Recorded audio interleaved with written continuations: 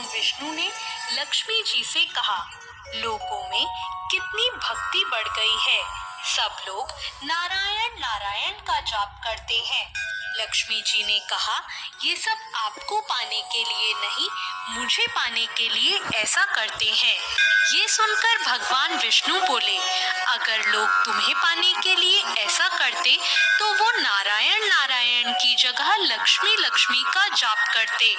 तो माता लक्ष्मी ने कहा, अगर विश्वास ना हो तो क्यों ना हम लोगों की परीक्षा लेते हैं।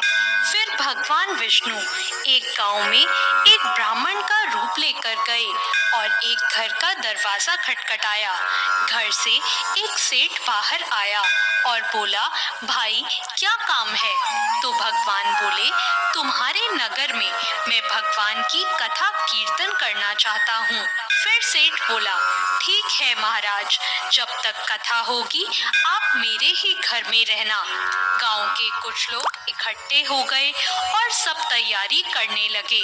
पहले दिन बहुत कम लोग आए। अब स्वयं भगवान ही कथा करने आए थे तो दूसरे और तीसरे दिन लोगों की भीड़ हो गई। भगवान भी ये देखकर बहुत खुश हो गए कि लोगों में कितनी भक्ति बढ़ गई है। लक्ष्मी माता ने सोचा, क्यों ना चलकर देखा जाए। लक्ष्मी माता एक बूढ़ी औरत का रूप लेकर उस नगर में पहुंची। वहां एक महिला अपने घर का ताला बंद कर रही थी। माता ने उससे कहा, बेटी जरा पानी पिला दे। वो महिला बोली, माता मुझे प्रवचन में जाना है। माता लक्ष्मी ने कहा, बेटी थोड़ा पानी पिला दे, बहुत प्यास लगी है। वो महिला जाकर एक लोटा पानी ले आई। माता ने पानी पिया और लोटा वापस लौटाया तो वह सोने का हो गया। यह देखकर महिला अचंभित हो गई। उसने सोचा, स्टील का लोटा सोने का कैसे हो गया? यह तो चमत्कारी माता जी हैं। अब वो महिला हाथ जोड़कर कहने लगी, माता जी आपको तो भूख भी लगी होगी, खाना खा लीजिए। उसने सोचा, खाना खाएंगी तो थाली कटोरी चम्मच गिलास सब सोने के हो जाएंगे। माता लक्ष्मी बोली, तुम जाओ बेटी, तुम्हारा प्रवचन सुनने का समय हो रहा है। वो महिला फिर प्रवचन में गई, लेकिन वहां जाकर आसपास की सभी औरतों को उसने ये बात बता दी। अगले दिन से लोगों की संख्या कम हो गई। भगवान ने पूछा, लोगों की संख्या कम कैसे हो रही है? किसी ने कहा, एक चमत्कारी माताजी आई हैं। वो जिसके घर दूध पीती है गिलास सोने का हो जाता है, थाली में रोटी सब्जी खाती है तो थाली सोने की हो जाती है, इसलिए लोग प्रवचन में नहीं आते। भगवान नारायण समझ गए कि लक्ष्मी जी का आगमन हो चुका है।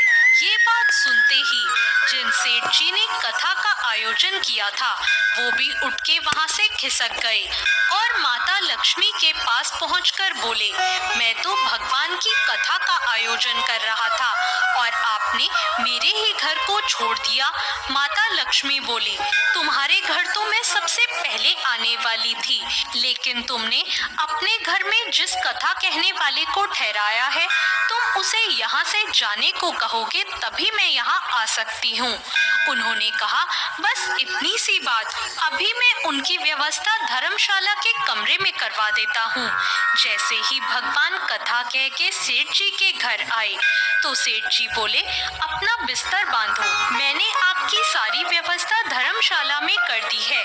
तो वो महाराज बोले, अभी तो 2-3 दिन बचे हैं कथा के, यहीं रहने दो मुझे। सेठ जी बोले, नहीं नहीं, आप यहाँ से जल्दी जाओ, मुझे और कुछ नहीं सुनना, मुझे यहाँ अपने किसी और मेहमान को ठहराना है। इतने में लक्ष्मी जी आई और सेठ जी से बोला, आप थोड़ा बाहर जाइए, इनसे तो मैं ही बात कर लेती हूँ। माता लक्ष्मी जी भगवान विष्णु से बोली, प्रभु अब तो मान गए ना?